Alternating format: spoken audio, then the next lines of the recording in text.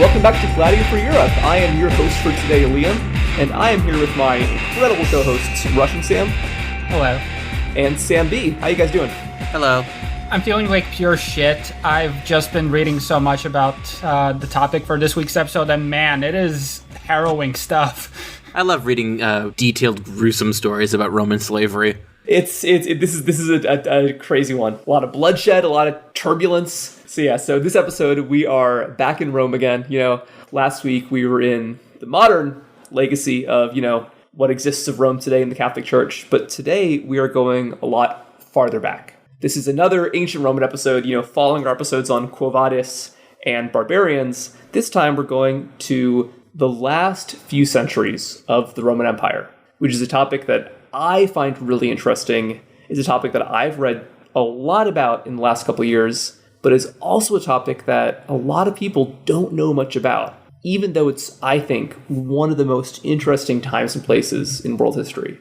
And it's also a time you see a lot of people draw comparisons to, especially over the last few years. Sometimes right and sometimes very wrong. There's a lot of this episode is probably going to be relevant today. So, on Gladiator for Europe, we tend to be really interested in the ways that societies change and transform across time. We've spoken on a really wide variety of topics, from the spread of ancient languages to colonization of the Americas, the communist revolution in China, the start of a punk rock scene amid all the chaos of the late Soviet Union, and even the birth of suburbs. But all of these topics have something in common. They deal with the end of one moment in history and the beginning of another. Societies are always changing, but some changes are a lot more important than others. If you look at the 50s in America, you got the simultaneous development of American suburbs and the highway system, as well as the birth of the Civil Rights Movement, which led to the victory of legal and political equality for African Americans for the first time in centuries.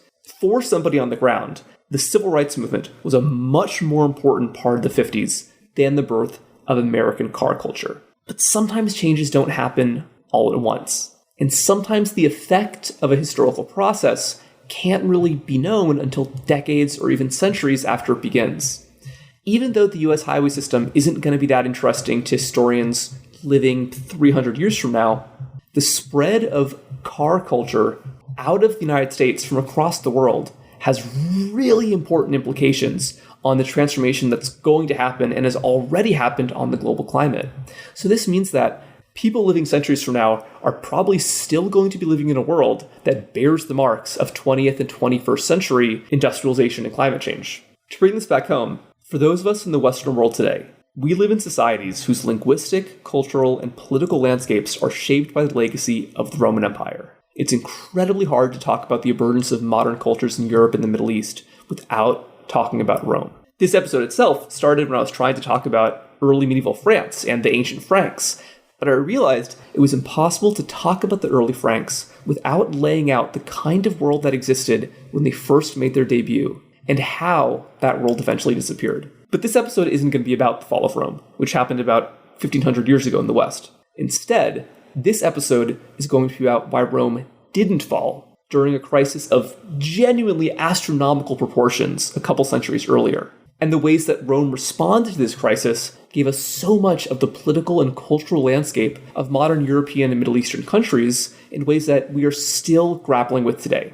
A lot of the traditions that define Europe's, political and cultural landscapes before capitalism have their roots in this era, before the fall of Rome. But during a massive stagnation... or transformation, really, yeah. And so the main point here for this episode is that Roman civilization lasted in Western Europe for more than 1,000 years, but experienced an incredible cultural and political transformation across the period we're talking about today, which is the 3rd and 4th centuries, the 200s and the 300s. By the time of the 5th century, when the Western Roman Empire actually fell, a lot of the culture and political aspects that we associate with classical Roman society didn't exist anymore. And this means that in some ways, the transformations of the 3rd century contributed more to the end of antiquity and the start of the medieval world than the fall of Rome itself did. This is to say that so much of the medieval world already existed when Rome fell. In this episode, I want us to talk about how that happened. To get to a point where we can talk about what actually happened and the actual effects of these things, we need to talk about what the traditional view of these events are. Yes. We're going back so early, actually, that the first person we're going to talk about is, in fact, an ape. You can't say that about all English people. Edward Gibbon, 1776. This aristocratic, hoity-toity historian, very complicated legacy. Whatever you think about him, he did do a pretty impressive job with composing the 7076 text, The Decline and Fall of the Roman Empire. Oh, yeah, it's absolutely massive. It's, how many volumes is it?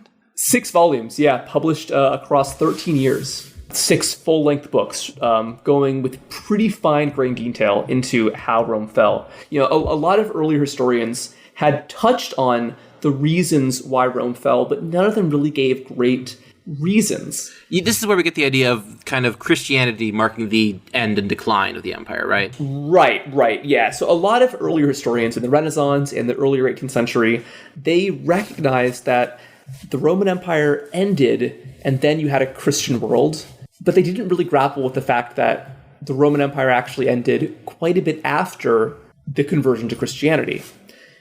Some of them thought that it was inevitable because the Roman Empire had been pagan, but Gibbon was the first person to really connect Christianity with why Rome fell. He was writing in the Enlightenment. He was very influenced by secular ideals at the time. So he was somebody who saw that the Roman Empire before Christianity was actually a very virtuous place, inspired by all the values of Athenian democracy. But by the time they adopted Christianity, he believed, the decline of Rome was hastened by this new, and he believed, decadent religion. According to Gibbon, the Roman Empire experienced a long decline associated with the adoption of Christianity, as they slowly drifted farther from their, initial classical heights. He also had an incredibly reductive and chauvinistic view of the various barbarian peoples who migrated into the Roman Empire around the time that it was falling. Yeah, so if you ever see some dumbass on the internet say that Rome fell because of illegal immigration, we probably have Gibbon to thank for that. Yeah, absolutely, because he had a fall of Rome story with a clear hero, the virtuous Athenian values of the early Roman Republic, and a clear enemy, the barbarians. He believed that a superior society slowly decayed, and again, Christianity, he believed, is a big part of that, and decayed to such a state that these inferior barbarian peoples were able to infiltrate and destroy this empire. Did he think that they were, racially inferior or inferior in terms of values? I don't think he really talked about race much, especially because, he was living in England, which was one of these barbarian places. You don't want to open up that can of worms. Yeah. But it's funny you should mention, because there is kind of a tension here. By the 18th century, a lot of Northern European countries had become a lot more developed than places in Southern Europe, even though obviously that was not the case for a very long time. Up until really the late Middle Ages, really up until, or maybe the Renaissance really, Northern Europe lagged behind. This is something that probably touched a nerve for a lot of Northern European nationalists as the 18th and 19th century progressed. And you start to see nationalistic interpretations of history where Northern Europeans, especially Germans, try to cope with the fact that their cultural linguistic ancestors weren't doing the same kind of things that the Romans were doing. In Germany in the 19th century, you saw a bunch of historians who broadly agreed with Gibbon's thesis, except they believed that the fall of Rome was a good thing, because they, as German chauvinists in the 19th century, believed that their ancestors were culturally, possibly even physically, racially superior to the Romans, and therefore it was a good thing that a decadent Roman Empire fell. Because these historians viewed Germanic barbarians as a noble, racially superior people, they thought that by some kind of rite of conquest, they were able to defeat the decadent Roman Empire. And as wild as that view might be today, this was very common among 19th century Germans. Karl Wilhelm Friedrich Schlegel actually has a pretty crazy quote about this that really shows the biases of this time. He argued that if the Roman Empire had survived, Europe would have no nations and no history, only annals like the Chinese, which definitely says a lot about German chauvinism. Damn, yeah. That's a pretty bad one. I guess we should mention, though, that as awful as a lot of 19th century history could be, there were some pretty interesting characters who tried to chart a different course. And because this was the 19th century, they were using methodology that might be kind of outdated today, and they often drew a lot of very hasty conclusions that no modern historian would make. But these guys in the late 19th, early 20th century started to paint a very different picture of the fall of Rome, and really for the first time break from Gibbon's old model of the noble Roman Empire brought low by these deplorable barbarians. Probably the most interesting one of these guys is Henri Pirenne, this Belgian from the early 20th century, born right across the border from Germany. So Belgium in the middle of the 19th century was one of the most rapidly industrializing places in the world. If you want to see the transformation of the economy, this is exactly where you would be. So he witnessed this incredible economic transformation across northwestern Europe, and he saw these ancient social institutions broken. Farmers becoming proletarianized and becoming workers, capitalists supplanting the aristocracy as the new elite. He probably grew up and saw, a lot of farms around his neighborhood become apartments, for instance. Exactly. This is a really earth-shattering thing to witness. And so, as a French-speaking Belgian born just next to the German border, he was also fluent in German and closely followed the new economic history in Germany, which, Marx, Weber, etc. And he saw Germany and German scholars in particular as the torchbearers of this new capitalist modernity that they were building. But as you might expect from a Belgian guy born in the late 19th century, he also very quickly witnessed the dark side of German modernity. Yeah. So while he's teaching university in Ghent, Germany invades Belgium, and his son is killed in the war pretty soon after. And then 2 years after the invasion, he takes part in this nonviolent protest against German occupation, and is then dragged to a German prison hundreds of miles away. And if you are dragged to a German prison in World War I, you are going to develop some feelings about the Germans. He, like many 20th century scholars, he actually does a lot of his best writing while in jail. And what's especially interesting is that while he was in prison, he was there with a lot of Russian POWs. And they actually taught him Russian. So he managed to become fluent in Russian across these 4 years. And supposedly, he even had Russian literature smuggled in during this time, which is kind of cool. He learned Russian. He probably read some Lenin, maybe some Plekhanov. He became really, really irritated at the rise of nationalism. And the fact that these nationalists used the ancient and medieval past to justify their territorial claims and their claims of superiority. Right, and if you've listened to this podcast before, you'll know that this is a pretty common topic for us. The way that, ancient and medieval history are abused by various modern political forces for their own ends. In particular, Pirenne realized that a lot of the ways that these racial nationalists, especially the Germans, were abusing the Roman Empire actually had to do with the fact that earlier historians, who were even writing before the rise of nationalism, had placed an undue role on race or civilization in their writings. He was very critical of the idea that the Germanic-speaking peoples represented some inherently different race than the Romans, or even that their, civilizational virtues had anything to do with the fall of Rome. And interestingly, despite whatever personal biases Pirenne might have had against German speakers, he crunched the numbers around the fall of Rome, stuff like the size of cities around that time, what we know about what trade networks were happening, and he realized that the movement of German-speaking peoples into Europe around that time didn't seem to actually be associated with any kind of major collapse, which was a huge development for history. He was the first person to argue that the fall of the Roman Empire might not have been as catastrophic as others might have thought, and that the people traditionally blamed for the fall of Rome, the barbarians, might not really have been the ones to cause it. Although it should be noted that some of the later work pushes back against this claim, it's definitely not as simple as the Gibbons formulation of we had the empire and everything was good and there was stability and everyone was happy, yada, yada, yada. But at the same time, it does seem pretty clear from the data that material goods became much more expensive during this period, and there were far fewer of them because the efficiency of the centralization of the empire had withered away by this point. So it was worse in that regard, but in some other ways it might have been better, especially if you were a commoner, really, because at that point you suddenly had one fewer taxman looking to take money from you. So for a time, at least, you would have maybe had a higher standard of living if you were a commoner. If you were a noble, it seems like it went down a bit because, again, those were really the ones who would have been consuming most of these goods. Yeah, and so Pren is a very complex figure today because he made a lot of broad claims about a lot of topics that aren't really taken seriously. But if you look at his data, it seems pretty solid. Historians largely agree from the standpoint of somebody living in the Roman Empire at the time, the fall of Rome probably would have felt more like a transformation of power than a collapse. You might be paying taxes to somebody else, and goods might come a little bit slower, but your daily life might not have been as interrupted as you might expect. You were still living in a Latin-speaking city. There still was a Roman Senate, even if it didn't have that much power. There was a continuation of the ancient trade networks, especially in the Mediterranean, that he noted wouldn't really be interrupted until many centuries after the fall of Rome.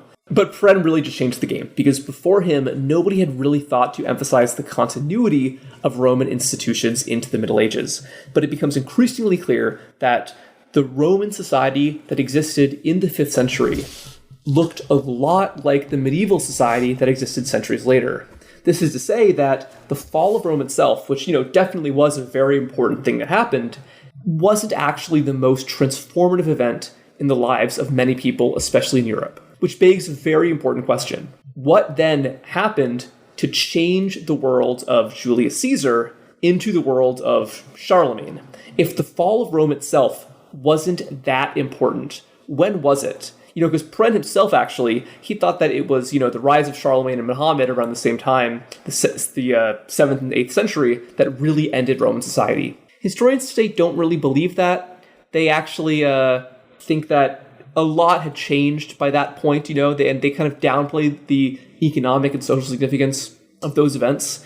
But they do recognize that there were some very interesting political and social transformations that happened independent of the fall of Rome. Except that historians today don't really think that these major transformations happened after the fall of Rome. They think that it happened before. Historians who followed Pren in the Annales school in France, who really emphasized materialist interpretations of history, they wondered why Roman society in the 5th century, during the time of Romulus Augustus, was so different from Roman society in the 1st century, during the first emperor, Augustus. And to answer this question, there was one moment in particular that historians began to focus on. The crisis of the 3rd century. In the historiography, the crisis of the 3rd century is generally considered to have begun in 235 with the assassination of Severus Alexander, who had been the emperor at that point, and lasted until 284, until Diocletian came to the throne. And I did not know what we were getting ourselves into when we started researching this topic, because it's just... A lot happens in this time. It's huge. Yeah, it's one of the most studied topics of Roman history these days, because it's just so enormous. You had, in this 50-year period, 26 different rebellions happen. You had a plague, you had an economic crisis. We're going to talk about all of it. But the bulk of today's episode is going to be a look at what exactly the crisis of the 3rd century was, and why and how so much changed during this time.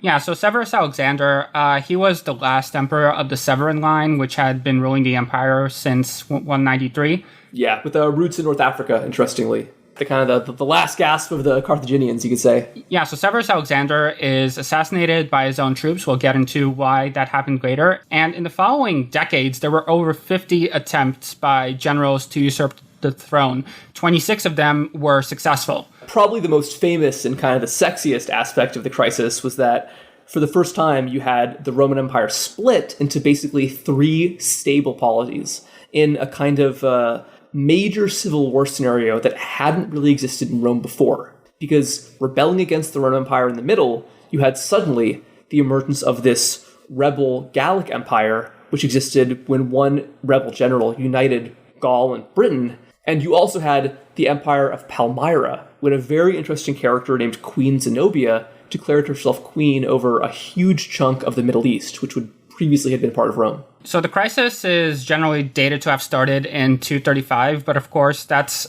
really just the straw that broke the camel's back. In reality, this was just a perfect cascade of all of these absolutely horrific problems that had been mounting for for centuries. And the assassination of Alexander Severus, it was just the point where it was just so broken that it couldn't not break up the way it did. Yeah. So we should mention that at the start of the 3rd century, the 200s, Rome had basically met its territorial extent. Britain had been part of the empire for over a century. The frontier in the west was always shifting, but they had sort of cemented their frontier with the Germanic peoples. They weren't planning on going much farther. And then in the east, there was a constant tug of war between the Romans and the Persians, where cities in modern-day Syria and Iraq were being handed back and forth every few years as they each got conquered by the respective empire. Yeah, which brings us to maybe the most important point. The empire was just way too big, considering the technologies that they had available to them at the time.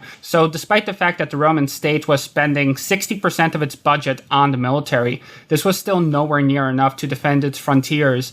In the east, you had the Sassanid Empire, the Persians, which was constantly trying to capture the Levant and Anatolia.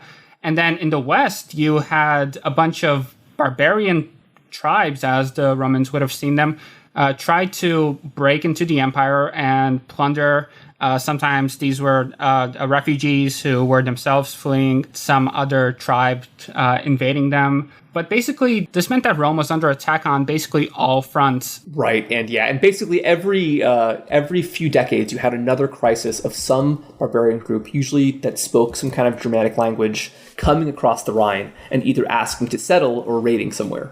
Yeah, and of course, they don't have enough soldiers to defend all of these frontiers at once. So say there's a barbarian invasion in the west that you need to fight off.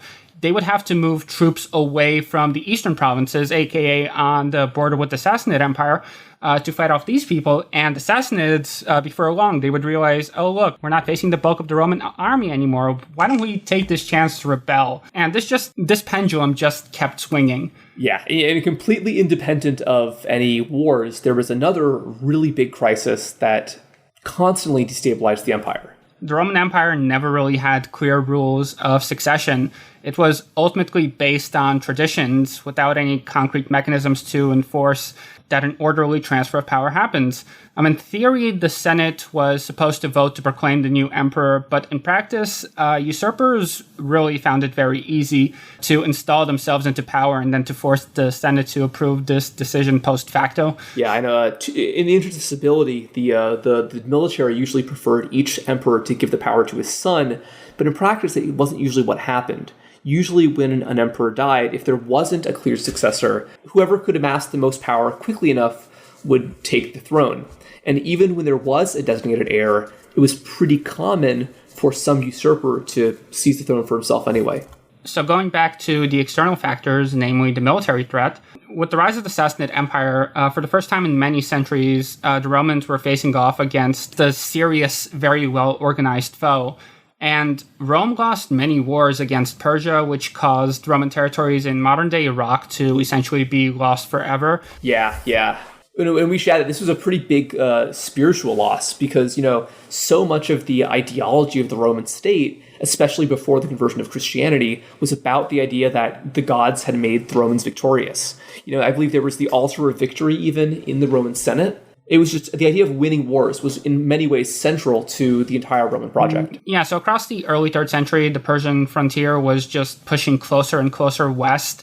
And as the valuable Greek-speaking city-states on the Mediterranean coast came under threat, the military had to expand to sizes that had never been seen before. There were something like 600,000 Roman troops at this point. And that's enormous. There are plenty of modern-day states in Europe that don't have armies this large. Yeah, just for a comparison, the current U.S. active duty army soldiers are less than 500,000. So the Roman Empire was actually larger than the modern day U.S. Army is, even though the United States has something like 5 or 6 times the population as the Roman Empire had at its height. Absolutely insane. You had more troops than ever before, which brings us to our next point. The military was just way too powerful. And Roman polity had no counterbalance against these powerful generals and their legions, Traditionally, you had the Praetorian Guard, who were the personal elite troops of the emperor, who also had a tendency to kill the emperor from time to time. But these Praetorians, they just were no match against the legions, which were absolutely huge in comparison. Yeah, and the army was so prominent politically that it's even been asked, to what extent did the army serve the Roman Empire, and to what extent did the Roman Empire exist basically just to feed the army? And there was also a very perverse incentive for the army to overthrow emperors at this point, because every time a new emperor took power, he would issue a donativum, which was sort of a lump sum payment to the military to ensure their loyalty. Basically, that translates to, if there's a new emperor every year, you're going to get a bonus every year. So it's in your interest to, do as many coups as you can. That's hilarious, yeah. So, along with a lot of other economic factors, this resulted in the debasement of Roman currency. And debasement means like the amount of precious metals that are actually in the coin are reduced so that the state can actually issue more money. You don't have enough silver or gold or whatever. You can just lower from 80% to 70 or 10%. And as a result, you get a huge economic crisis. The currency gets devalued. So there's a crazy amount of inflation. It's getting so bad that the barter economy is starting to spring up. And just to give you guys an idea of the scale of the problem, so the main silver coin of the empire was the denarius, which was the most common currency in circulation, along with these good old bronze coins. In around 60 AD, a denarius contained about 4.5 grams of silver, which would have been 95% silver. By 210, it was at 60%. And then finally, by 265, it was only 0.5%. It was just like a thin layer of coating on the coin. Oh, that's hilarious, yeah. And this is an era where, from what I understand, like the material the coin is made out of is still supposedly what gives the coin its value. Yeah. And so because of this, trade networks began to break down because there just wasn't enough currency in circulation to pay for goods, which is why the barter economy arose. And alongside it, you had the phenomenon of manorialism, which became a very prominent mode of economic production during this crisis. Basically, what you saw happen was that Roman citizens gave up some of their rights in exchange for the protection of large landowners. So they became tenant farmers, or coloni. And with the passage of time, this became the basis of serfdom in Europe, an institution which would last for well over 1,000 years. So this is one of many transformations we're going to see in the Roman Empire that happens well before the fall of the Roman Empire, but is going to have ramifications in Europe and the Middle East for many, many centuries after. And in addition, you get climate change, something relevant today, obviously. There were falling temperatures during the 3rd century, shorter and drier summers in Europe, and less favorable flooding conditions along the Nile and Egypt, and droughts in the Levant. This is really bad for agriculture. You get reduced efficiency, you get more famines, and that'll have a demographic hit. Yeah, and of course, if the efficacy of agriculture goes down and your population goes down as well, that's sort of a self-feeding cycle. And speaking of demographic decline, another problem that you had that was really wreaking havoc, also perhaps relevant to today, although thankfully our own is nowhere near as deadly. You had plague. So first you had the Antonine plague in the second half of the 2nd century, which was believed to have been smallpox, and it killed about 10% of the population of the empire. It lasted until about 180, and this is generally taken to be the end of the Pax Romana. And then in the middle of the 3rd century, you had the Cyprian plague, which was by all accounts far nastier. And you had this diminishing workforce, as I had mentioned previously. You had the drought. And historian Kyle Harper proposes that this would have been a hemorrhagic virus akin to Ebola, which even today kills something like 50 to 70% of the people it infects.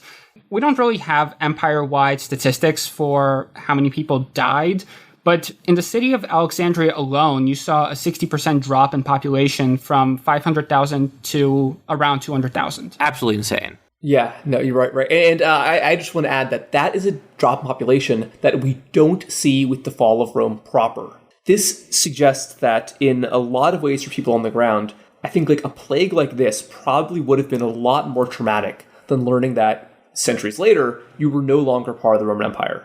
So I guess the big question is, so this is a crazy crisis. We've talked about all of the sort of long-term effects that sparked it, but remind me, Russian Sam, what exactly was the event that really put the crisis into high gear? Yeah, so again, in 235, you saw the death of Emperor Alexander Severus, who was killed by his own soldiers, supposedly because, once again, you had war on multiple fronts with the Germanic tribes as well as with the Persians.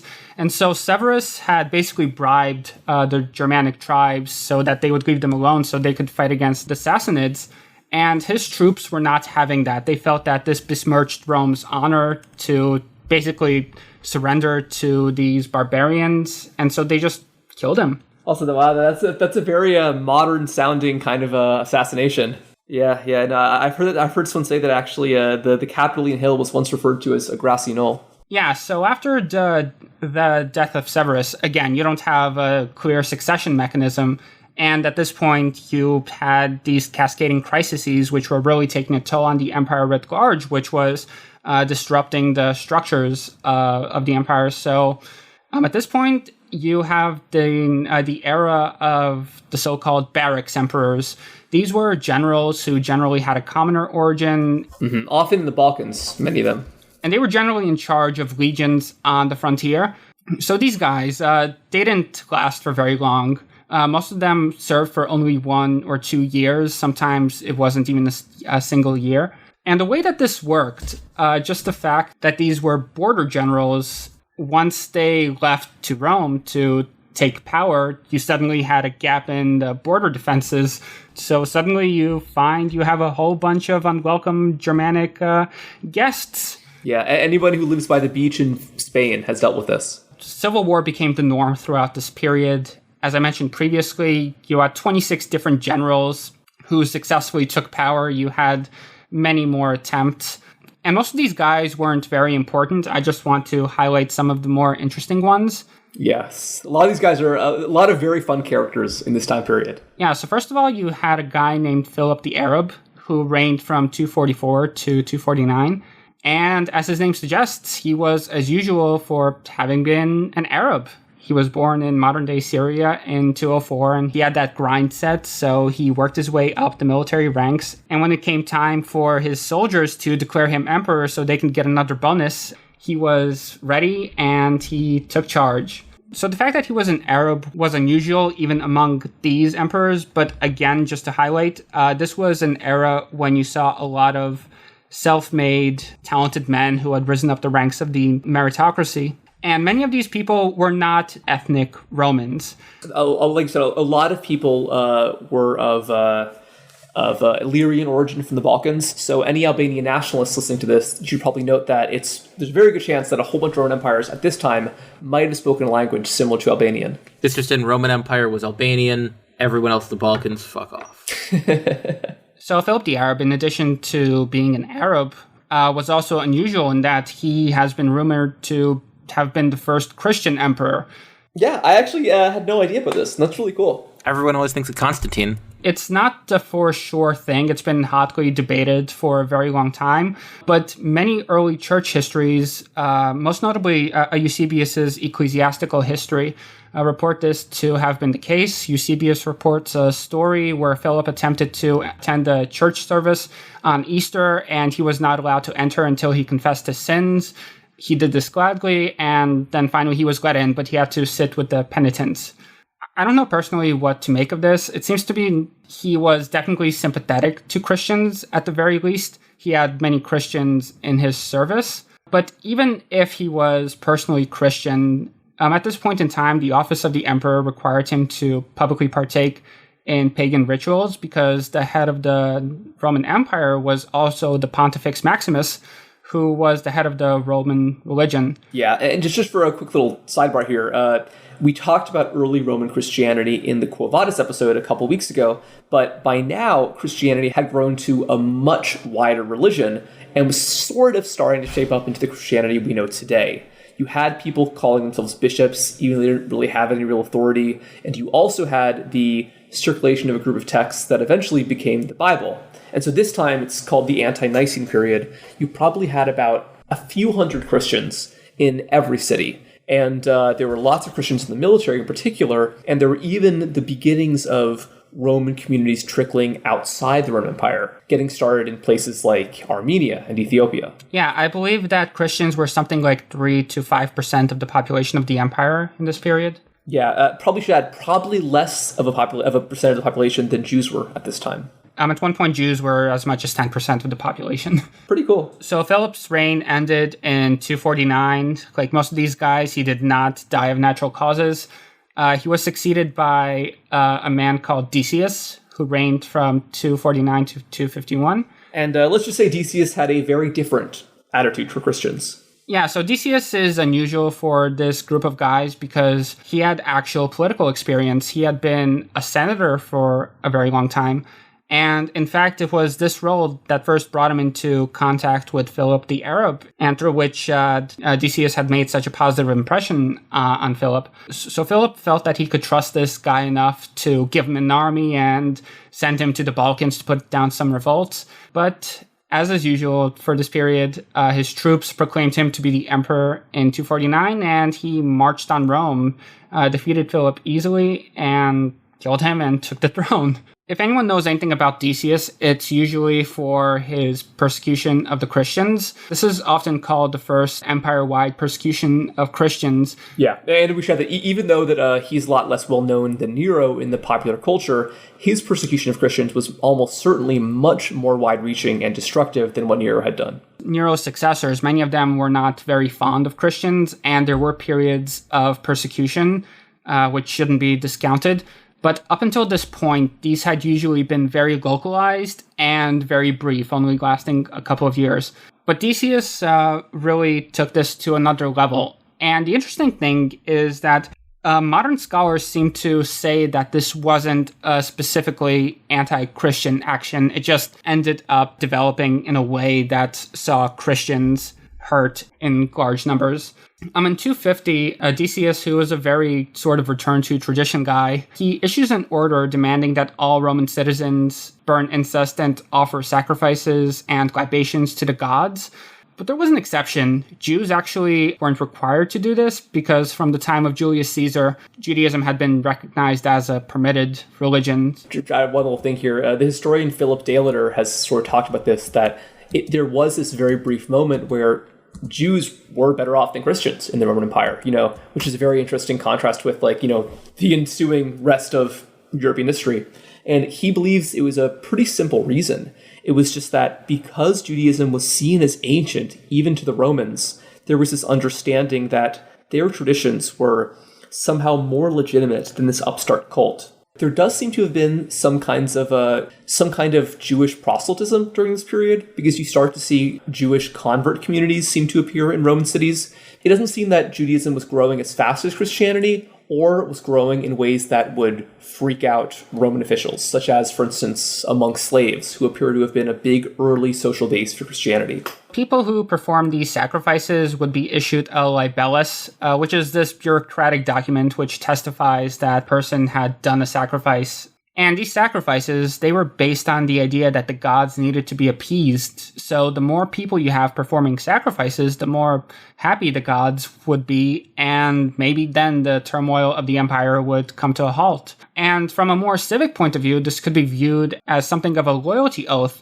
which was very important at a time when Rome's frontiers were being relentlessly assaulted, and seen in that light as something that's purely for the benefit of the state. Some Christians did follow the order because, a render unto Caesar what is Caesar's, all that stuff. Yeah. And so you can imagine if you're a Roman pagan at this time, if your son is being, is fighting in some war off in Persia, and your uncle in Gaul has just been killed by barbarians, you might be kind of mad at the Christians next door who don't want to partake in these rituals to defend the empire. Yeah, so some Christians acquiesced, but others were refusing to do this in very outspoken ways because they believed it to be contrary to their religion, because they believed that this was idol worship, basically. And these people, they would be persecuted, and some of them even executed, which made this period a very rich period for martyrs. I guess, tragically for Decius, though, it doesn't seem like these very haughty rituals actually protected him that much, because in 251 he had a pretty undignified end. He was actually the first emperor in a very long time to personally take to the battlefield while he was emperor. And so he went off to the Balkans again to fight off the Goths, and he died in a battle in 251. Yeah, and unlike people like the Vikings, dying in battle, especially if it was a battle that you lost, wasn't seen as especially glorious for the Romans, and in fact it was pretty catastrophic morally whenever an emperor would be killed. 100 years after this, another emperor would also die against the Goths, and it's seen as one of the biggest contributing events to the fall of Rome. Yeah, so again, there's no chain of succession, and again, there's a couple of guys in between. But in 253, Valerian comes to the throne, and he is notable for having been taken prisoner by the Sassanid Emperor Shapur I after the Battle of Edessa. Basically, what had happened was that he had gone off to the east to fight the Persians, and lo and behold, you have the Cyprian plague, and suddenly large numbers of his troops are being killed off. And the army is very weak, very diminished, and they stood no chance. One tradition holds that Shapur captured Valerian and used him as a footstool to mount his horse for a couple of years until he got bored with him and killed him. No, the Persians, across Roman history, they've got a lot of fun little tortures for Roman officials, it sounds like. But speaking of people getting tortured, he's most famous for his torture and actions against Christians.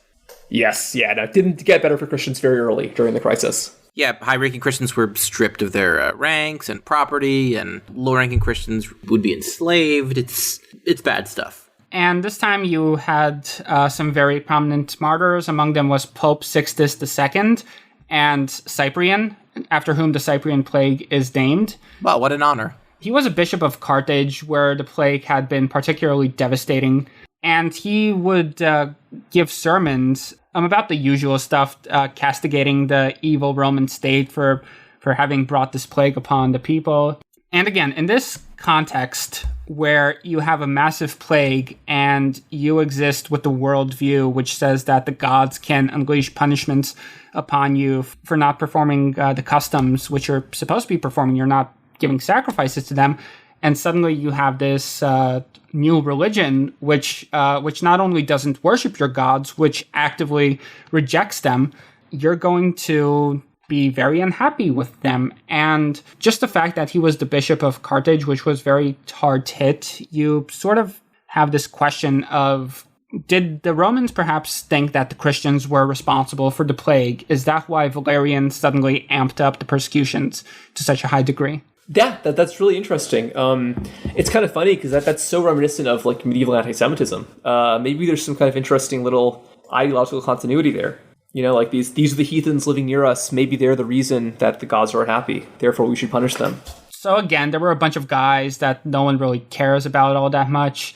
But in 270, we finally get the big dog, Aurelian himself, one of the most renowned Roman emperors. He's not attributed with ending the crisis, and we'll talk about why, but he brought some really interesting stability to the empire. He was an Illyrian also, like many of these guys from, modern day Albania, the Balkans, and his mother was probably a freedwoman who, had been a slave, which is pretty interesting. So he's really somebody from humble origins.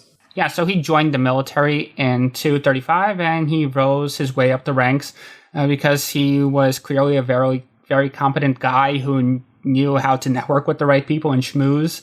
And so in 268, this guy named Claudius II becomes emperor through the usual route, at which point Aurelian becomes the second in command of the military. He was the Magister in Equitum, basically the head of the cavalry. This position was second in command of the Roman military right after the emperor, and he's sent to crush a Goth offensive into the Balkans.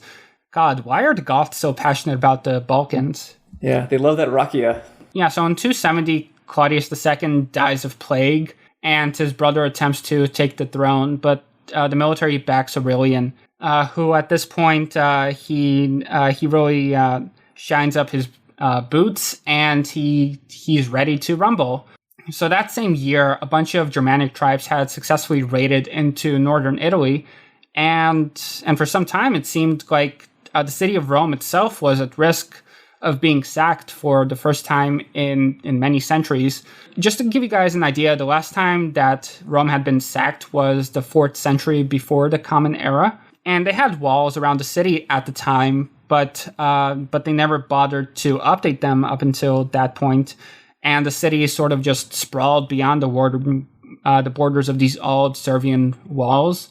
And to prepare for the possibility that Rome might be besieged, Aurelian orders the construction of walls around Rome, which bear his name to this day. And this was the largest construction project taken upon by the Roman state in many decades, and was done entirely by the citizens of Rome, as the military was obviously very occupied. And, what's kind of cool is that these walls actually remained the main, physical line of defense for the city of Rome for centuries after that, across the Middle Ages and into the Renaissance and early modern period. And it actually wasn't until the 19th century that the city of Rome would legally grow beyond the boundaries of the Aurelian walls. Aurelian proves his bona fides. He shows that he's made of some really tough stuff. He defeats these Germanic invaders, and he turns his attention to reunifying the empire. And as we said earlier, in around 260-ish, the empire had broken up into three pieces. In the west, you had the Gallic Empire,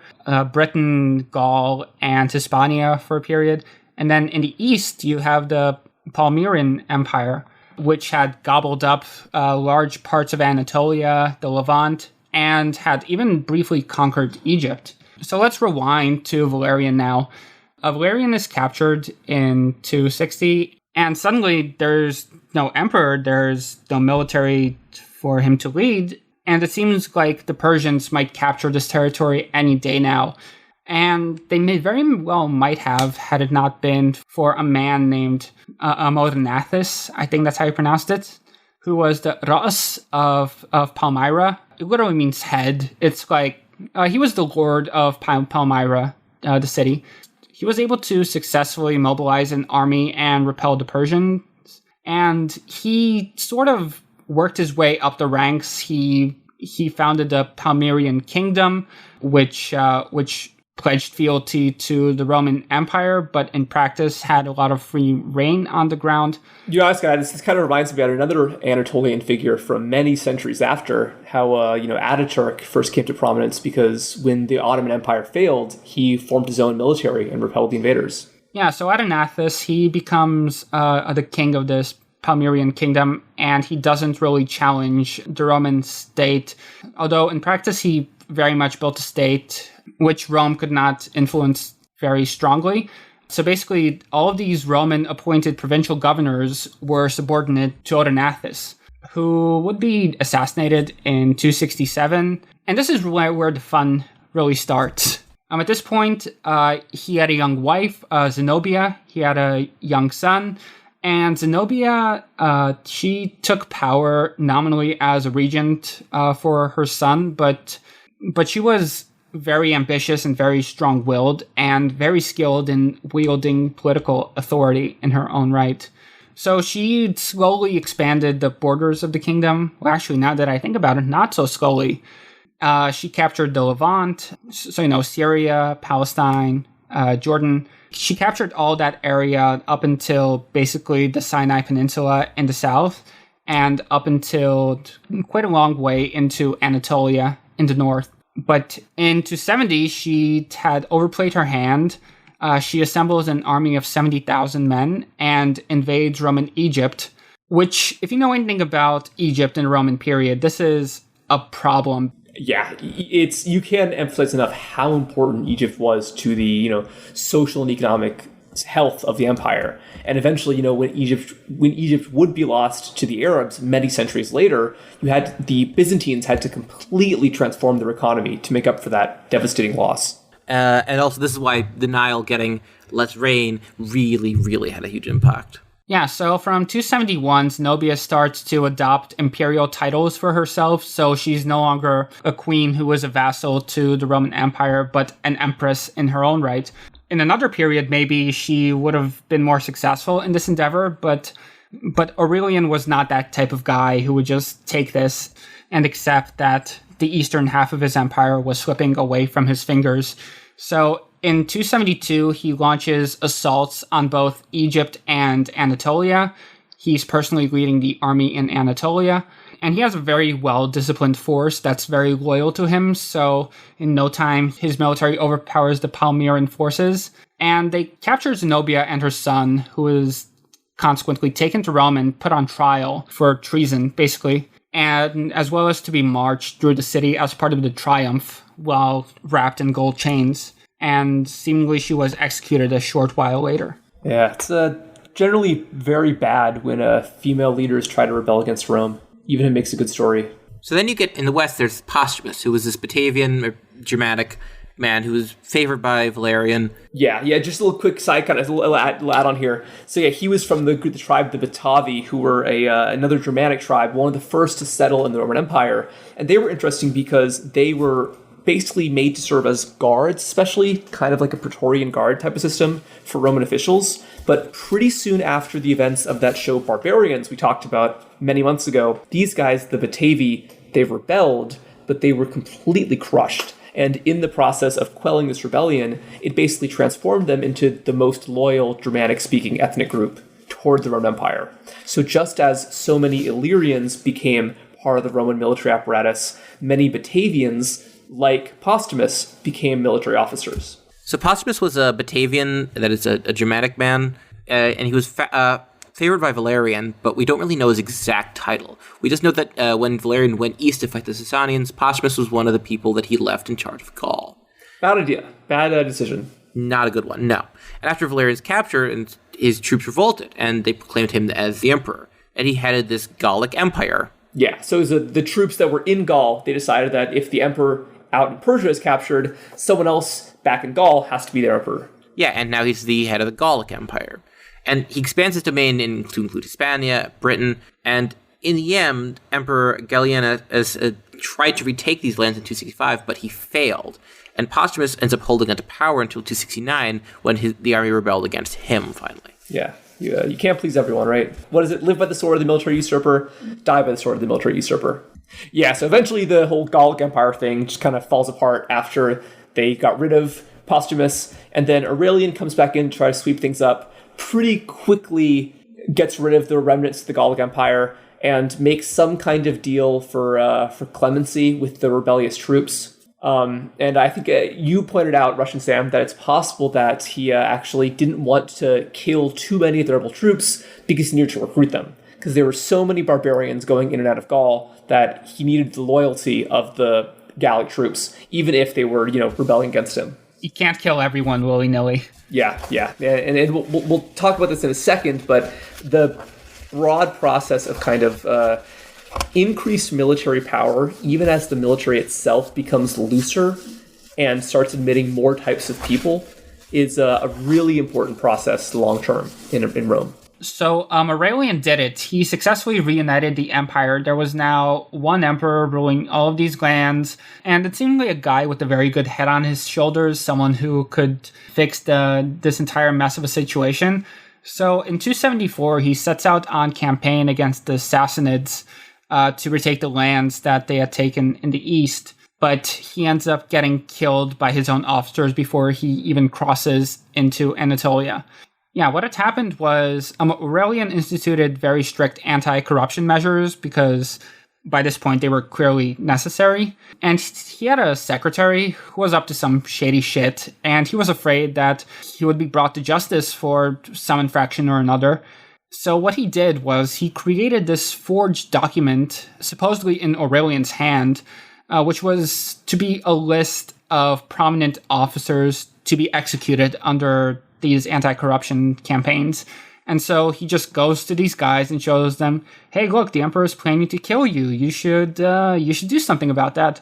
So the officers, they take the list to be real, and they assassinate Aurelian in 275. Which, of course, was not the best decision because, as soon as Aurelian died, there was the outbreak again of, chaos and violence. Although, fortunately for the people of Rome, it doesn't seem like there was much really severe civil unrest after Aurelian's death. Aurelian did do a really good job on reuniting the empire, and even killing him wasn't enough to undo that work. Pretty impressive, honestly. So again, you had a rapid succession of usurper emperors, most of whom had very short reigns. Finally, in 284, Diocletian takes the throne, And he's the one who's considered to have decisively ended this crisis. Yeah, and so just to pause here. So Diocletian is not a name that a lot of people know, especially, Americans who haven't intensely studied Roman history. But I think that Diocletian is probably one of the most significant figures in,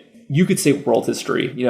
I don't love the whole great man view, but his personal choices had such far-reaching implications on the history of Rome and what that meant for the history of Europe and the Middle East as a whole, that I think he really is one of the most significant people to live ever. I think that's totally fair. Yeah, so let's get into him. He was born in Dalmatia to a freedman. Just like Aurelian. Yeah, again, very, very humble origins. And again, he worked his way up the ranks until he was able to insert himself as the head of the elite cavalry unit of Emperor Carus's household, which he did in 282. And shortly after this, Carus died under very mysterious circumstances while on campaign against the Sassanids.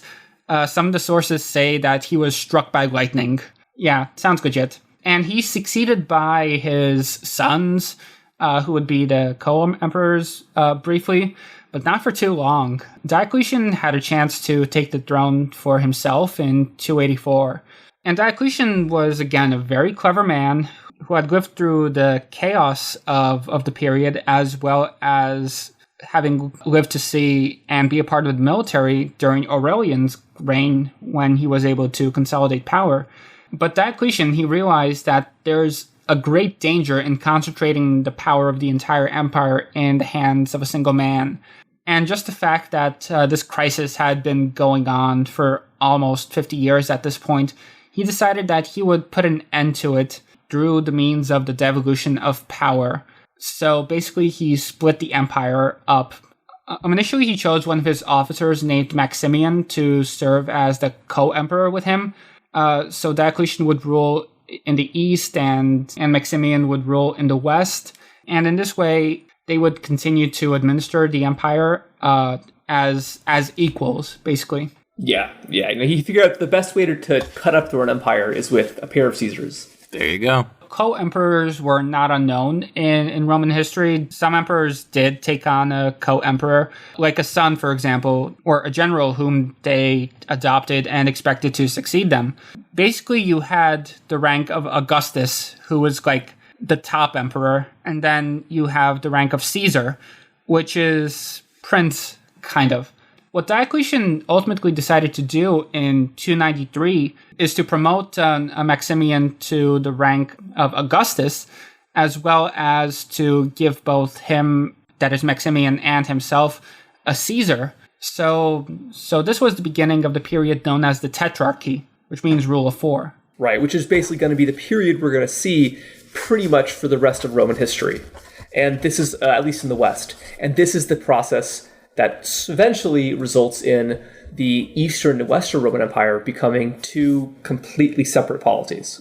So there's a very good rationale for this. The devolution of power reduces the authority of the single emperor, who is, nominally in Rome and who's supposed to be giving orders that span the entire range of his empire, all the way from Brittany to the Levant, which with the technologies of the time would have been very difficult. So rather than having that set up, you would break the empire up into 4 quadrants, and each of these quadrants would be ruled by one of these co-emperors. And this had the benefit of the fact that this meant that you had multiple emperors leading armies on multiple fronts. So basically, one of them was never too far away from whatever upstart general who might be thinking, hey, maybe I'd make a good emperor myself. Yeah, and that also means that if any of these upstart generals tries to actually replace someone, they have a much harder road to hoe.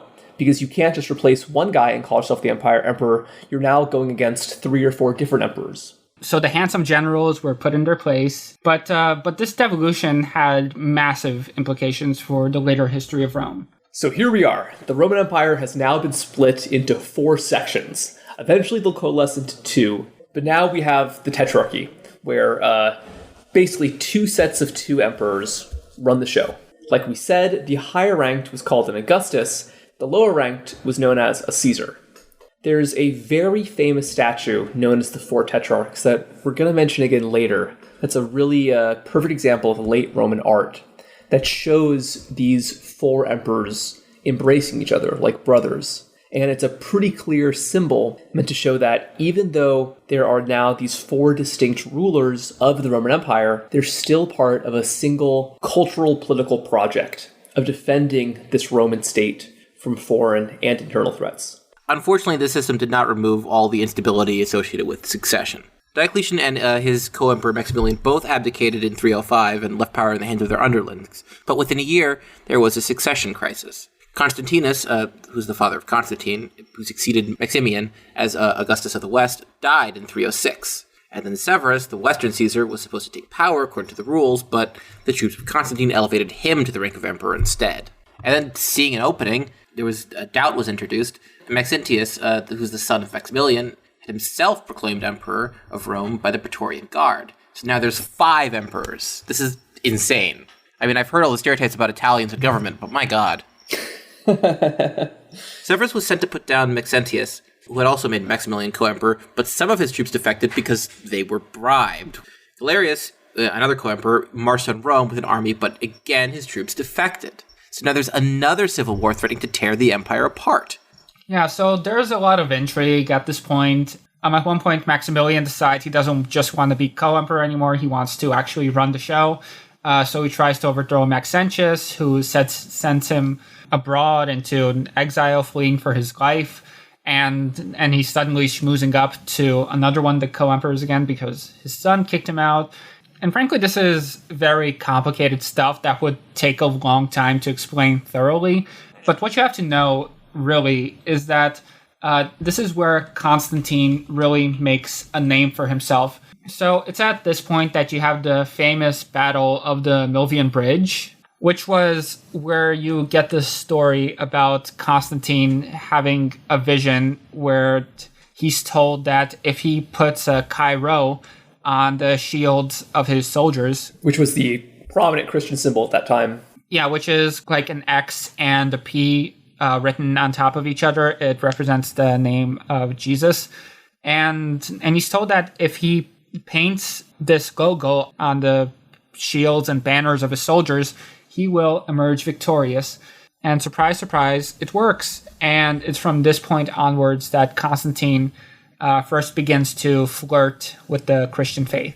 But he doesn't actually convert for quite a while. And yes, this is as good a time as any to talk about the fact that, so Christianity, like we said, was really rapidly growing across this period.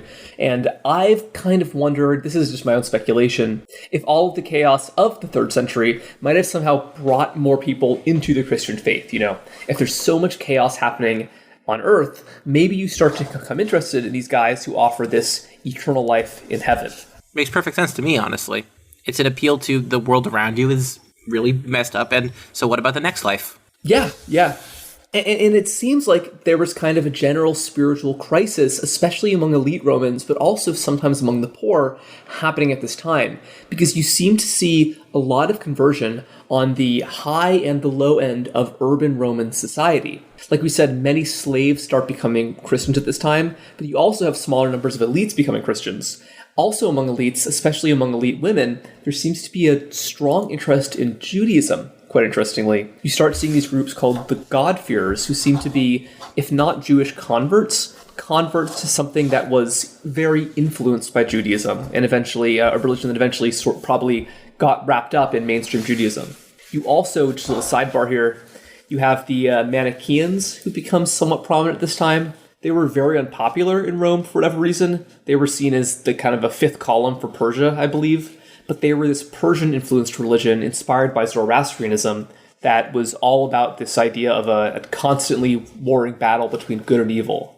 And I also kind of wonder if, you live in a world constantly torn by war, you're probably going to think of the spiritual cosmology as some kind of eternal war. So it was at this point that the Christian community became large enough that most major cities across the Mediterranean had tombs or catacombs for Christians. And the earliest Christian art that we have is these 3rd century tomb decorations. Yeah, and what's cool is that because of all these tomb decorations, you can start to see the evolution of Christian imagery across this period. Like, very early Christian tombs, they tend to show Jesus as this blonde child, this icon known as the Good Shepherd. And what's especially interesting is that a lot of very early Christian artworks even seem to show some kinds of pagan holdovers. It might be just pagan imagery, it might not reflect pagan belief, but it shows that these people were still operating in a world that was very much non-Christian. But then across this century, going into the 4th and 5th century, you start to see the emergence of the face of Jesus we know today, you know, the guy with brown hair and a beard. We'll talk about beards in a minute, but a lot of people think that the appearance of Jesus with long hair and a beard during this time has something to do with the fact that that was seen as the clothing of a philosopher. A lot of early Christian art also shows Jesus with a stick, kind of like a rod, which was for some reason also associated with philosophy. It was like kind of like a teaching stick that like a Victorian school teacher might have. That was a symbol of education back then. And the Roman state, we don't need no education. Yeah, that was Ratitude. Yeah. And let's see, what's funny you should mention education, because that ended up actually being a really big battleground about Christians, among Christians, because many Christians were educated at this time. Like we said, some of them came from the elite, and there was a big focus of Christians teaching classical Greek and Roman philosophy. And a lot of times they would teach it with a specific Christian valence that helped spread their religion. So as you might understand, the fact that there were these Christians teaching these sacred texts was a pretty big moral crisis. And so like we said, there was an increased persecution of Christians during the time of the Emperor Decius, and then again during the time of Diocletian. It seems that by Diocletian's time, a lot of the persecution was actually bottom up. There were a lot of anti-Christian mobs, especially in North Africa. We mentioned that during the plague, there were some persecutions in North Africa. There were also sporadic killings of random Christians in Alexandria and also in Carthage across the 3rd and 4th century, including going into the years after the crisis. After the crisis ended, Diocletian enacted a pretty severe organized persecution. And although it affected a lot of people, it wasn't a mass murder. And it's kind of interesting because although it seems that Diocletian's persecution was the single biggest persecution of Christians, not very many of them actually died. Individual Christians were not really in danger for the most part because Roman officials really realized that a lot of these people wanted to be martyrs. Yeah, and actually, we're not blaming the victim here. There was a very genuine belief that being martyred was the best thing a Christian could do, especially when being a Christian was effectively illegal. So yes, a lot of people really did actively try to be martyred. Yeah, no, it makes sense. I mean, in addition to the individual motivation, the fact is that the more martyrs you get, the more it's clear that these people are willing to die for their beliefs, the bigger threat the religion is perceived to be, and the more converts you draw. So Roman officials weren't stupid. They didn't want to give these people what they wanted. A large percentage of Christians were implicated in the persecutions in that they were called before a court system. But I don't think more than a few hundred were actually killed. Because what's kind of funny was that knowing that any severe persecution would lead to, backlash and martyrdom, individual Roman judges were given a lot of leeway over how severe their persecutions could be, and a lot of times their persecutions were actually not that harsh at all. Apparently Diocletian himself requested that these persecutions happen without bloodshed, so without actually killing anyone, just trying to dissuade people from following the Christian faith. But his co-emperor, Galerius, actually demanded that those who refused to make sacrifices be burned alive. So dodged the bullet there. I think what this shows is that this was a time, because of this devolution of power, a lot of different members of the Roman state could believe and could do different things. And then we actually know that during this time, there was a lot of variety on within the Roman judiciary over how Christians should be treated. So the main crime that people were brought to the courts for was refusing to do a sacrifice, because Christians believed that making a religious sacrifice was a pagan act. But they had to do it based on those oaths we talked about before. But the judges knew that they really didn't want to kill lots of people, because, Galerius aside, most of them were a little bit squeamish about mass executions, especially because they knew that a lot of Christians basically wanted to be martyrs. and that any martyr they created would strengthen their religion. As a way around this, a lot of Roman judges offered Christians some pretty clever little plea deals as a way to avoid having to kill them and therefore avoid creating martyrs for the community. So a Roman judge might give a Christian the option of making an offering to the emperor instead of to the false gods. He might tell Christian to destroy a copy of the gospel, but not actually check what he's burning. He might confiscate property instead of executing him. Effectively, this would just place a tax on you. And wealthy Christians could afford that without any problems, really. The persecutions are pretty wide-reaching. They affect a lot of people, but despite this, Christianity keeps growing. And that leads to that famous moment in the bridge we talked about, where Constantine suddenly proclaims his support for the Christian cause. And we don't exactly know when Constantine himself became a Christian, because he actually wouldn't be baptized until his death. But he, in 313, made the famous Edict of Milan, which was this letter that formally reprieved Christians from persecution. So after centuries of persecution under emperors like Decius and Diocletian, if you're a Christian now, you're suddenly free. And it wasn't just that he relieved them of this oppression, because in addition to that, Constantine started to curry favor with the Christian community. And if anything, it kind of seems like he made them his favored sect in Rome. So because Constantine was personally sympathetic to the new faith, and you started getting more Christian officials, a lot of officials became sympathetic, you start seeing the first churches built in the empire, which is pretty huge. Christians essentially turned into the favored social group. Yeah, and so Christians now had this enormous transformation in fortune, and as you might imagine, now that Christians were the favored social group, they very quickly grew. And a lot of pagan holdouts started saying, all right, whatever, I'm going to join the winning team. I'm going to baptize my children as Christians, And across Constantine's tenure, you start seeing a very rapid turn towards Christianity, especially among the Roman elite. And across this time, you even see many members of the Roman Senate very quickly abandoning their pagan roots and becoming Christians. This led to this basically permanent inauguration of Christian power in Europe, which remains to the present. Nearly every monarch on the European continent since Constantine has been a Christian. There's some important exceptions to that, but that's the general trend. And really, it starts here. Interestingly, he wasn't actually baptized until his death, when he was on his deathbed. But only one Roman emperor after him would be a pagan. And he's this last pagan is actually a pretty interesting character who I think says a lot about the kind of conflicts that existed in the end of the Roman Empire. Okay, so let's talk about Julian the Apostate. He's a pretty interesting guy. So Julian the Apostate, who's the son of Constantine's half-brother Julius, was never supposed to be the emperor. He's kind of the Bashar al-Assad of this story, I guess. He's the bookish nerdy guy. Yeah, the bookish nerd who, through a combination of the people who were supposed to get the throne dying, ended up in power. Yeah, the Emperor Claudius was a very similar character. Yes. But because he was never really intended to be emperor, he received a very good education in the Greek-speaking East and kind of became this philosopher, this wannabe philosopher. No, actually, this philosopher. He was a philosopher. He wrote essays and polemics and other things of that nature, many of them anti-Christian, which we're going to talk about a bit more here. Yeah, he was a really committed pagan in a time when very few people were committed to pre-Christian traditions at all. He had to repress that, in fact. He was essentially a crypto-pagan. He had to hide his true beliefs until he really got in power. And he would be the last pagan in power. Now, he didn't unleash any kind of horrible, bloody persecution because, just as we talked about before, he and the Romans in general were smarter than that. They knew that this would just give the people who want to be martyrs exactly what they wanted.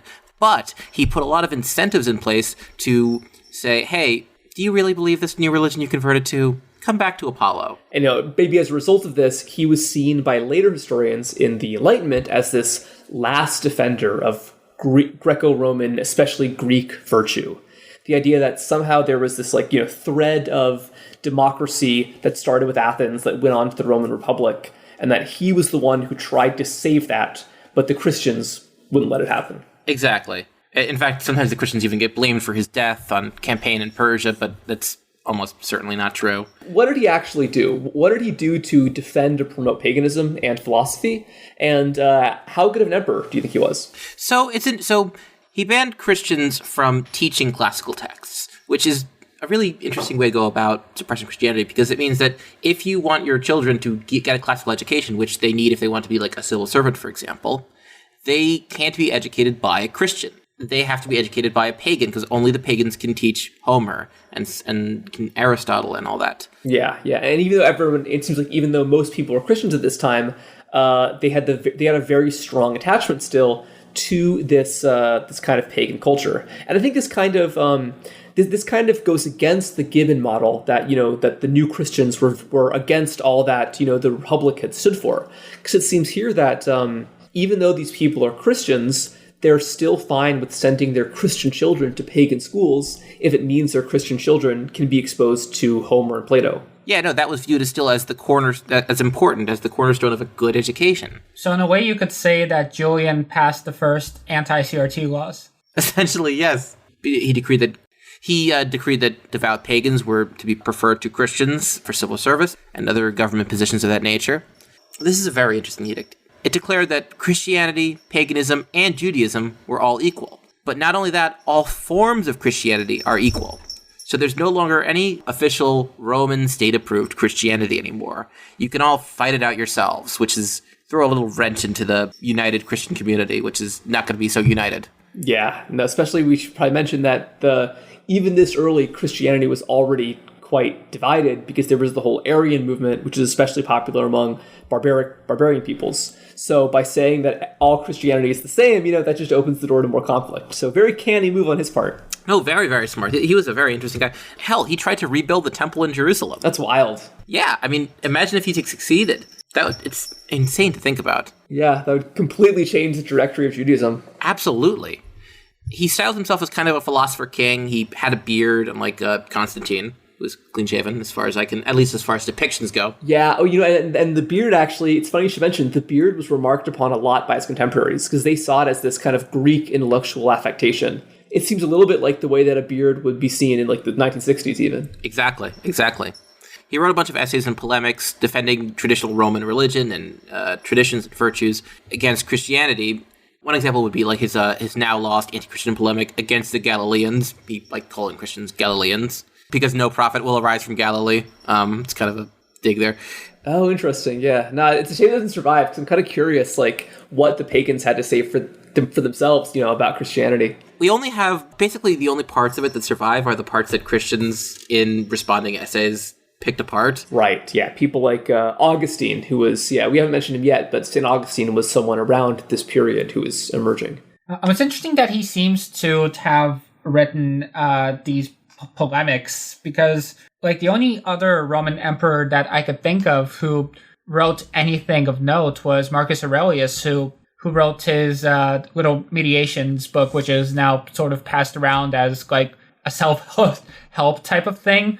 Well, yeah, and also, Claudius, who I think that in some ways looks a lot like Julian the Apostate, he actually wrote a really big history of the Roman Empire, which unfortunately is now lost. That sucks. I hate when we lose books. Sorry, that sounded so dumb. No, it's true. In the end, he didn't get to really pursue this agenda to the fullest. We didn't have decades of Julian. He died in his early 30s on campaign. Also, it's remarkable how young a lot of these he was as an emperor, and a lot of them. Yeah, oh yeah, we should mention that. Yeah, that Julian the Apostate, he was in his, I believe, late 20s, early 30s this whole time. Yeah, he was in his late 20s, became emperor. Yeah, no, you can compare him to Muhammad bin Salman or something like that. This young guy with a vision whose vision, sadly, in this case, was really not meant to be. Yeah, he actually didn't cut people up into pieces. That's true. That's true, and that's actually a good segue there, because he was much. Even though you said he was a pagan, he didn't persecute Christians at all, and I believe he was the only emperor in the entire history of Rome to have this kind of equal religious policy, to say anybody can be of any religion. Yeah, it was pretty amazing.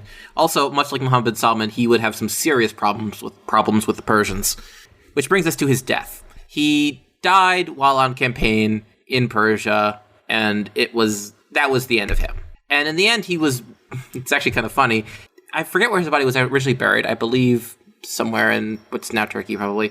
But he was eventually reburied in the Church of the Holy Apostles in Constantinople, along with the rest of Constantine's family. even though I don't think he himself would have liked being buried in a church. That's really sad, man. Even in death, they get you. It's like how the Mormons, baptize dead people. It's just leave someone alone, leave a guy alone. But he genuinely believed that he could bring a lot of people up with, carrot and stick, and also intellectual arguments and stuff, and philosophy, whatever, could de-Christianize the empire, or at the very least de-Christianize the elite. Yeah, and you know what? If he had more than a couple years to do it, maybe he would have pulled it off. It would be hard. It would be really hard, but paganism would have probably survived a lot longer if he'd served, say, a decade. I would say that. Yeah. One thing it might make sense to mention here is that the word pagan originally meant rural, because around this time in the Roman Empire, it was noted that the last remaining practitioners of, the traditional Hellenic religion were the people living in the countryside. And so if he had managed to de-Christianize the elite, that would have been a completely different process, because it seems like the elite and the urban slaves were still the main group of people who were Christian. Religious traditions survived in the countryside for a long time. I mean, there's that famous story of the dog that was worshipped as a saint in France until the 19th century in the countryside. That's great. Yeah, no, exactly. Yeah.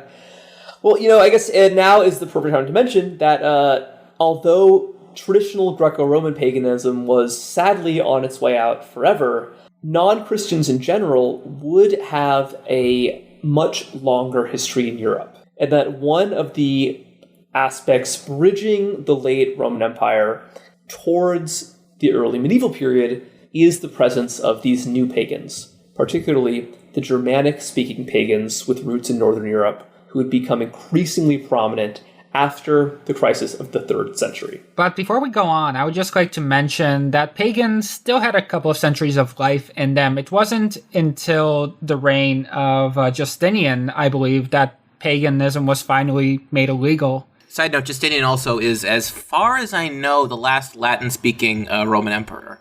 Which is also, speaking of language, I believe that Julian wrote most, if not maybe all, of his writings in Greek. But yes, well, that just goes to show that this was a world that didn't transform as neatly as we might expect it to.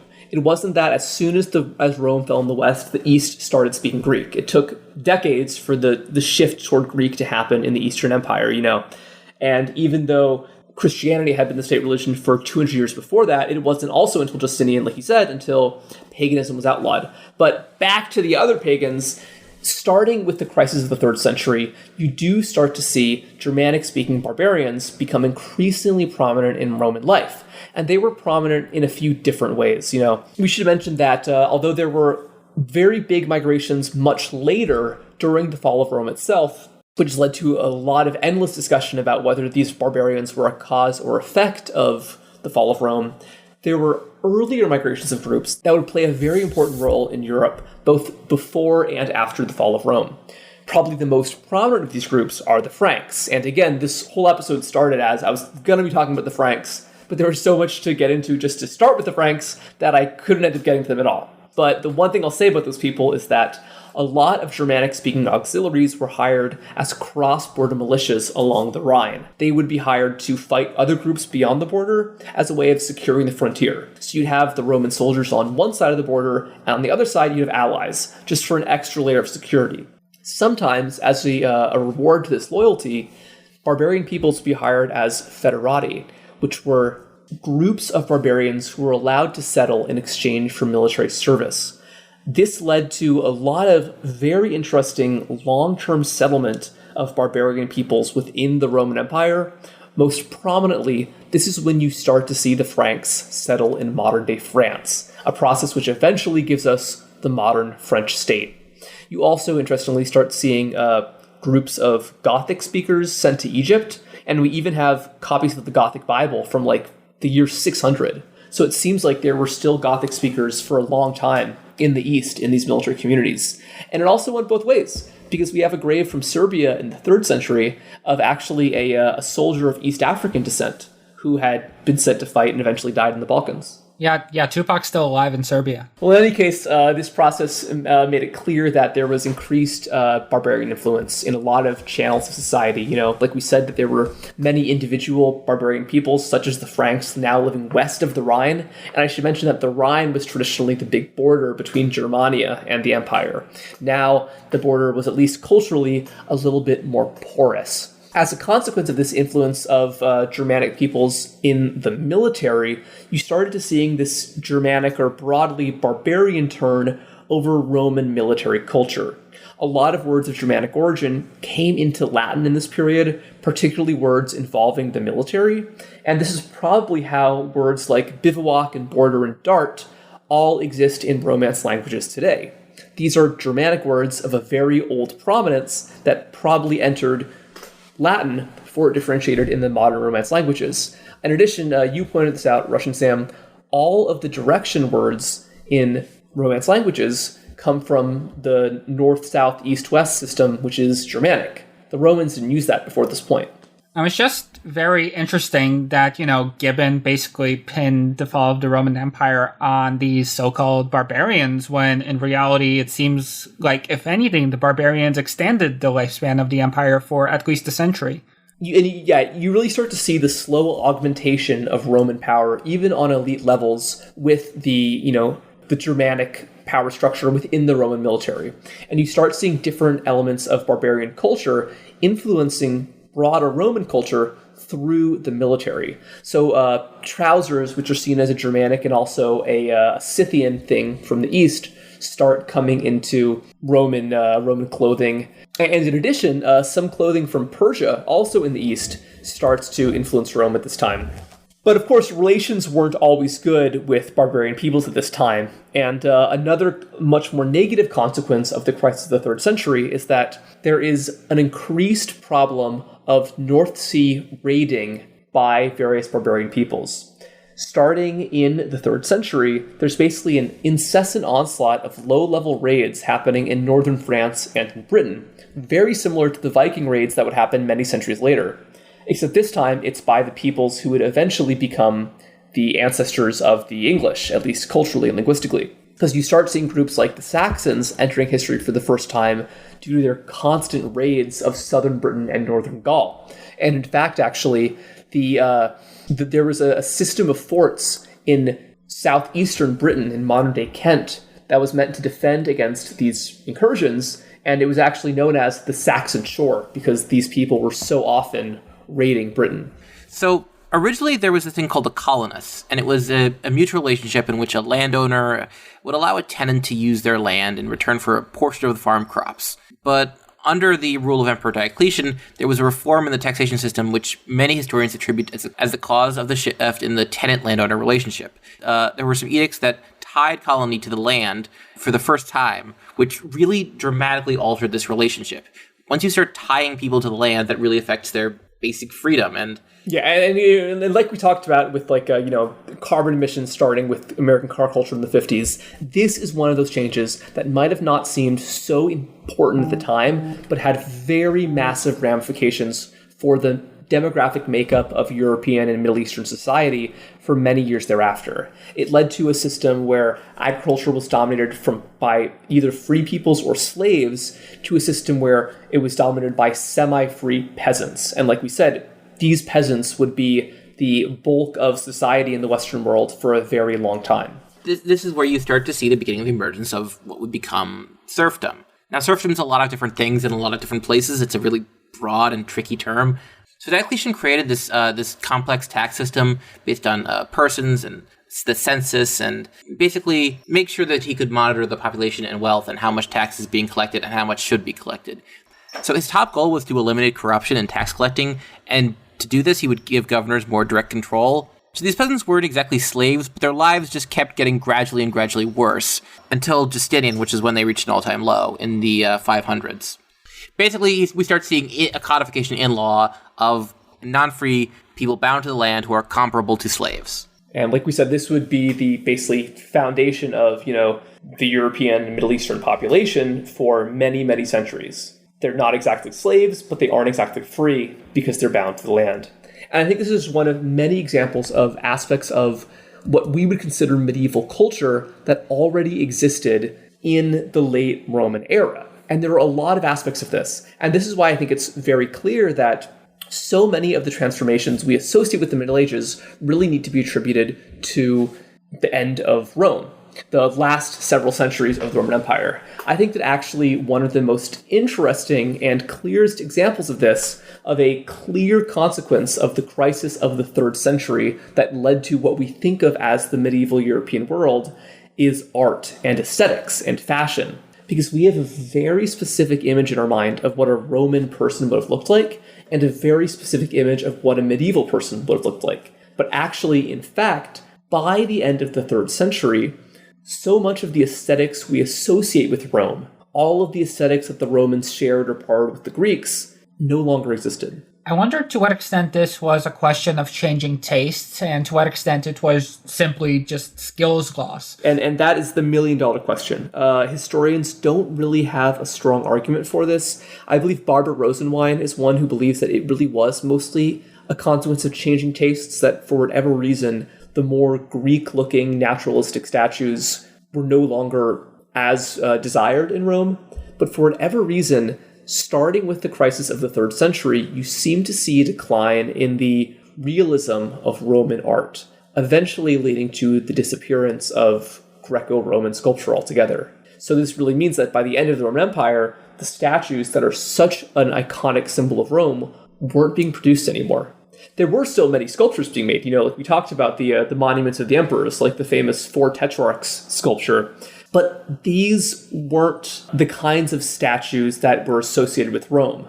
The ones that emerged tended to be either much smaller, as these kind of, realistic figurine portraits, or as these large colossal statues that were very impressive, but didn't have anywhere near the degree of realism that once existed. You're not going to find anyone on Twitter with a statue of, Emperor Theophilus. Yeah, no. So you start to see the emergence of Christian art. Christian tombs were richly decorated with a lot of colorful religious designs that kind of harken back to the pagan Mosaic traditions, but also look towards what we would see with the Byzantine icons of the Middle Ages, which, in my opinion, are absolutely beautiful.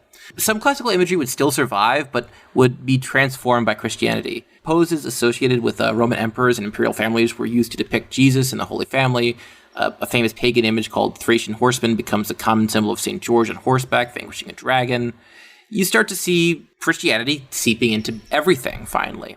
High-status people were buried in intricately carved marble caskets, which had incredible detailed relief scenes of Christian imagery or the person in their life. And some of these coffins are really masterpieces of art, but they don't have the same degree of realism we would see in the classical tradition. So this is by the art critic Ernst Kitzinger, who looked at this kind of change towards these very complicated but not necessarily realistic funeral depictions, especially coffins. He says, "We see in funerary and political art the same stubby proportions, angular movements, an ordering of parts through symmetry and repetition, and a rendering of features and drapery folds through incisions rather than modeling. The hallmark of this style, wherever it appears, consists of an emphatic hardness, heaviness, and angularity. In short, a complete rejection of the classical tradition." Yeah, there's 2 very famous, very large sculptures that survive from the 4th and 5th century, which are these colossal statues of Constantine and another of an unknown Roman emperor called the Colossus of Berlata.